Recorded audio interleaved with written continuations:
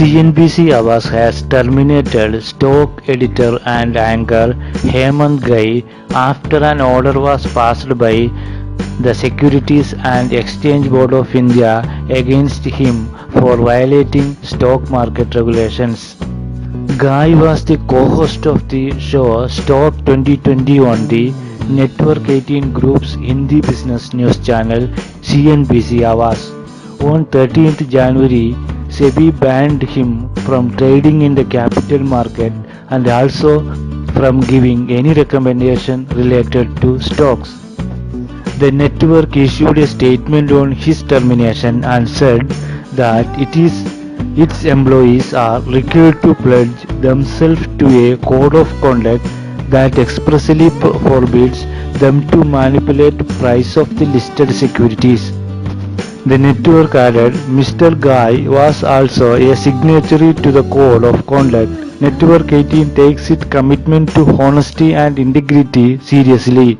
We will not tolerate any behavior which does not conform to the highest standard of professional and ethical conduct. What is Ghai did?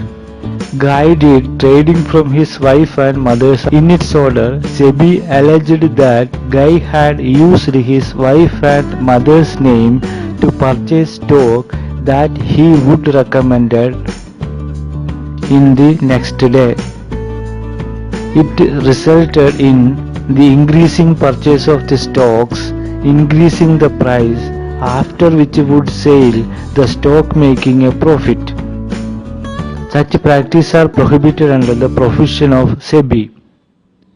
SEBI in its order further said, by purchasing share in the account of J. Hemant Ghai and Shyam Mohini Ghai, for which buy recommendation is given on the TV with the advance information of buy recommendation and thereafter selling the same as soon as the market opens on the recommendation day, unfairly taking advantage of the price and volume.